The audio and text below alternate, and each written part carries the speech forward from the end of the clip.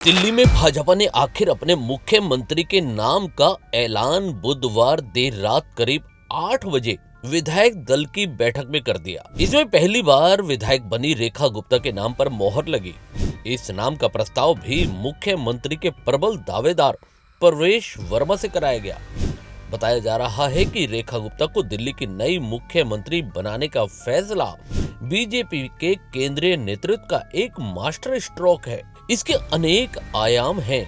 यह एक तीर से कई निशाने की तरह है।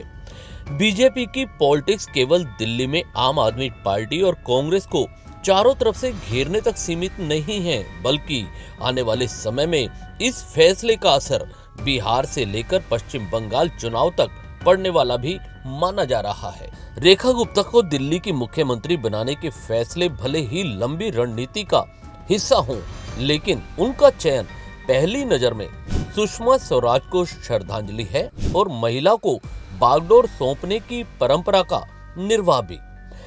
इसे संयोग कहें कि सुषमा स्वराज के बाद दिल्ली की सत्ता भले ही कांग्रेस पार्टी के पास चली गई थी, लेकिन इसके बावजूद गद्दी पर फिर से सुषमा स्वराज के रूप में एक महिला चेहरा मिला है। आपको बता दें कि रेखा गुप्ता शालीमार बाग में पहली बार बीजेपी की विधायक चुनी गई है। उन्होंने आम आदमी पार्टी के नेता वंदना कुमारी को शिकस्त दी। दिल्ली में बीजेपी के साथ लंबे समय से वह जुड़ी रही हैं।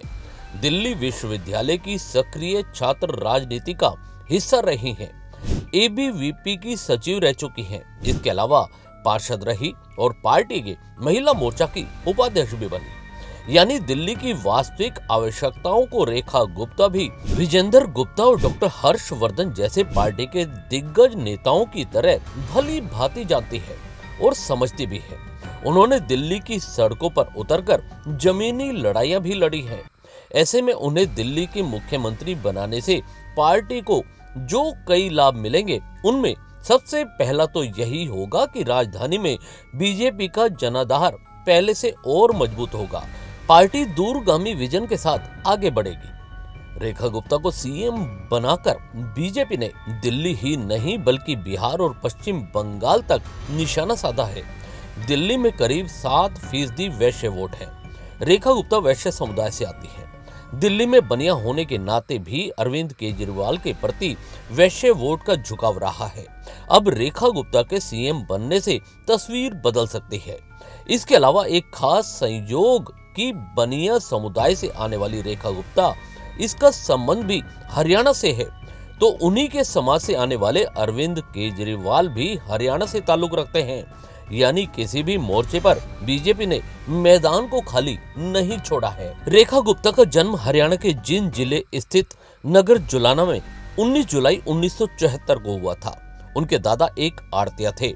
जुलाना में उनकी गंगाराम काशीराम के नाम से आड़त की दुकान थी। वहीं रेखा के पिता जय भगवान बैंक ऑफ इंडिया में बतौर मैनेजर काम करते थे। वहीं मां उर्मिला जिंदल हाउसवाइफ रही। जब रेखा 2 साल की थी तब उनके पिता बैंक में मैनेजर बने। उनकी पोस्टिंग दिल्ली में हो गई थी और परिवार दिल्ली शिफ्ट हो गया था। यहीं उन्होंने स्कूल, ग्रेजुएशन और LLB की पढ़ाई की और इसी दौरान छात्र राजनीति में भी वे सक्रिय रहते हुए एबीपी से जुड़ गई थी। इस खबर में इतना ही। दीजिए इजाजत, नमस्कार। चैनल को भी सब्सक्राइब करना ना भूलिएगा। धन्यवाद।